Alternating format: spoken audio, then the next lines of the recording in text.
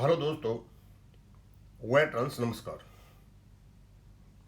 मैं आपको बताना चाहूँगा कि जो स्पेशल बेंच है उसके टाइमिंग को देखते हुए और दूसरी चीज़ों पर गौर करते हुए सवाल ये उठता है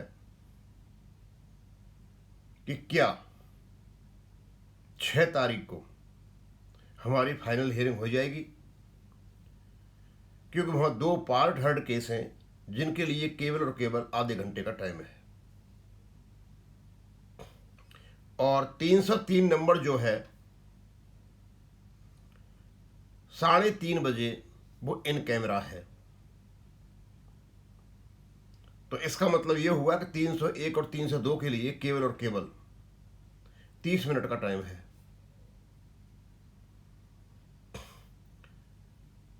अब सवाल ये उठता है कि क्या इन 30 मिनट में ये दोनों केस सुने जा सकेंगे?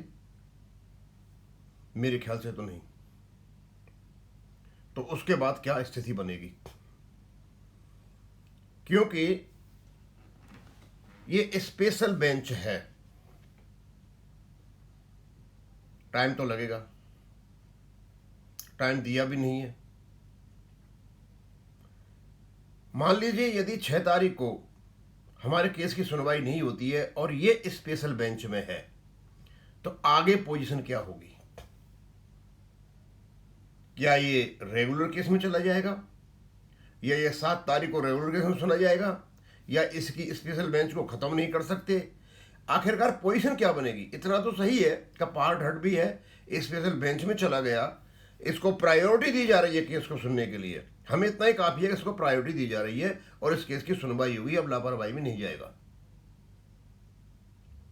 तो आज हम उन्हीं चीजों पर गौर करेंगे, क्योंकि हम तो मूड बना करके बैठ गए हैं कि 3:30 पर 3 बजे स्पेशल बेंच के सामने हमारे केस की लिस्टिंग है। बस रिजल्ट क्या निकलेगा कोई पता नहीं है, दोनों ही निकल सकते हैं। थोड़ी बहुत सुनवाई हो भी सकती है, नहीं भी हो सकती है, क्योंकि टाइम तो आधे घंटे का है उनकी जो लिस्टिंग है उसके हिसाब से। अब तक हमने ये नहीं कहा है कि उस दिन सुनवाई हो जाएगी, चांसेज हैं सुनवाई हो जाएगी और उस दिन निपट जाए, नहीं भी निपटे, ये भी हो सकता है, क्योंकि हमारा केस बीच में फंसा हुआ है। और हम तो ये तो कह नहीं सकते कि 301 नंबर जो है वो हमसे लेस इंपॉर्टेंट है और 303 हमसे लेस इंपॉर्टेंट है। तीनों ही केस इंपॉर्टेंट है और क्वेश्चन ऑफ लॉ का डिसाइड करना है बेंच को। हमारे लिए सबसे बड़े फायदे वाली बात यह है कि ये पार्ट हर्ड है, स्पेशल बेंच इसकी सुनवाई कर रही है और ये उसी बेंच के सामने है जो बेंच इसकी सुनवाई कर रही है। अभी बेंच नहीं बदली गई है।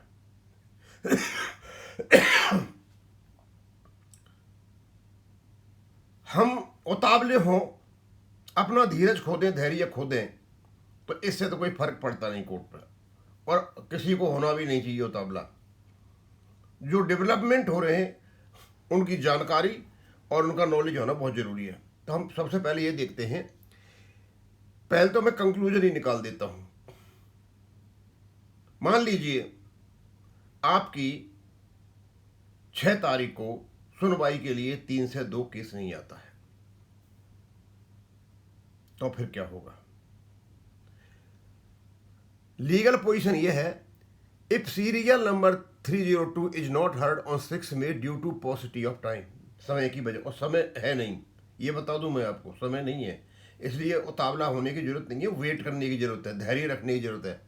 It will orderly remain a part heard matter, तो ये पार्ट हर्ड मैटर ही रहेगा। एक बात, इसकी जो पोजीशन है पार्ट हर्ड वही रहेगी, and be listed before the same special bench on the next day 7th month। Legal position, और अगले दिन 7 मई को उसी बेंच के सामने, स्पेशल बेंच के सामने जाएगा, ये रेगुलर केसों में नहीं जाएगा। इसका मतलब ये हुआ 3 से 1 यदि 6 तारीख को सुलट जाता है तो अगले दिन स्पेशल बेंच के सामने 7 मई को सिंगला साहब का केस होगा, subject to the continuance of that bench. लेकिन शर्त यह है कि वो बेंच बनी रहे, क्यों बेंच तो एक दिन के लिए बनती है, ये तो है नहीं स्पेशल बेंच बन गई। अगले दिन यदि स्पेशल बेंच बनती है 7 तारीख को तो आपका केस लगेगा, नहीं बनती है तो नहीं लगेगा। Otherwise it will be listed as per specific judicial और administrative directions without reverting to its original position. Otherwise इसकी जो पोजीशन होगी, जो जज साहब कोर्ट नंबर 2 में जो बेंच सुन रही है, स्पेशल बेंच जो आदेश देगी उसके अनुसार इसकी लिस्टिंग होगी। लेकिन ये पहली पोजीशन में नहीं जाएगा, किसमें? ओरिजिनल पोजीशन, यानी ये रेगुलर हियरिंग में नहीं जाएगा, ये रहेगा स्पेशल बेंच में ही। तो ये हमारे लिए बहुत बड़ी जीत है, क्योंकि ये अपनी जगह पा चुका है स्पेशल बेंच में। आगे, if the special bench is not continued on 7 मई 2026, और मान लीजिए स्पेशल बेंच 2026 को बनती नहीं है, 7 तारीख को बनाई नहीं जाती है, फिर क्या होगा? The matter does not automatically revert to its original position. तो ऑटोमेटिक यानी रेगुलर हियरिंग में नहीं आएगा, यानी आपकी 7 तारीख में बेंच नहीं बनती है तो आपके रेगुलर हियरिंग में 7 तारीख को आपकी सुनवाई नहीं होगी। समझ गए बात को? यदि 7 तारीख को स्पेशल बेंच नहीं बनती है तो 7 तारीख की रेगुलर हियरिंग में आपका केस नहीं आएगा। It will be listed as per directions of the honourable bench. Honourable bench यानी जो जिस बेंच के सामने सुनवाई हो रही है, जो वो आदेश देंगे उसके अनुसार इसकी लिस्टिंग होगी, विच विल इनको, और क्या क्या दे सकते हैं वो। Placement before N other appropriate bench, वो कहते भाई इस बेंच को छोड़ो, दूसरी बेंच के सामने रख दी जाए, तो ये तो हमारे लिए नुकसानदायक हो जाएगा, बहुत जबरदस्त। दूसरा, reconstitution of the same special bench, वही जो स्पेशल बेंच 6 तारीख को सुनेगी उसको रिकंस्टिट्यूट कर दिया जाए उसके सामने। Specific directions by the chief justice और एडमिनिस्ट्रेटिव साइट, या फिर स्पेशल डायरेक्शंस आएंगी चीफ जस्टिस की साइट। ये 3 कंडीशन आपके साथ होंगी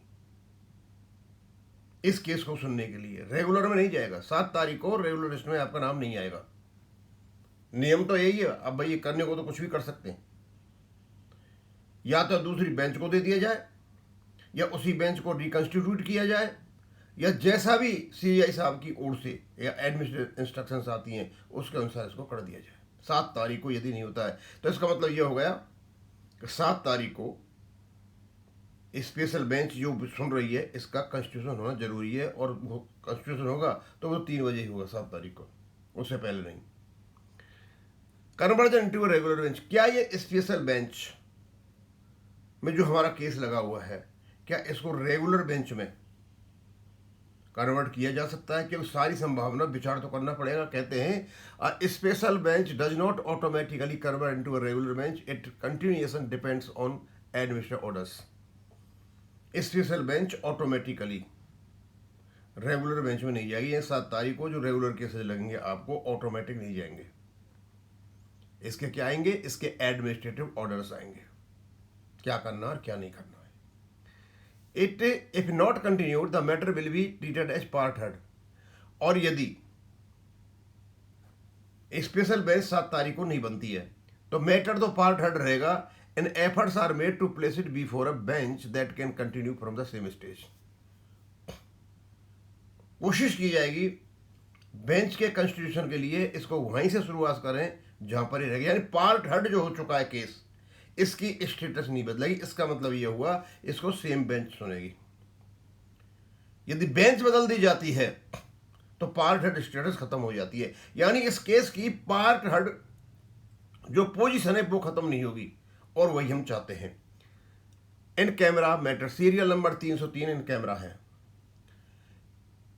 it's scheduled hearing 3 does not affect the procedural priority of 302 की कोई फर्क नहीं पड़ता, एक्सेप्ट फॉर टाइम कंस्ट्रेंट तो है। जब 3:30 कैमरा में है तो इसका मतलब इन 2 केसों के लिए केवल और केवल 30 मिनट का टाइम मिल रहा है। तो प्रॉब्लम तो है टाइम की, इसमें कोई शक नहीं है, सच्चाई को मानना चाहिए।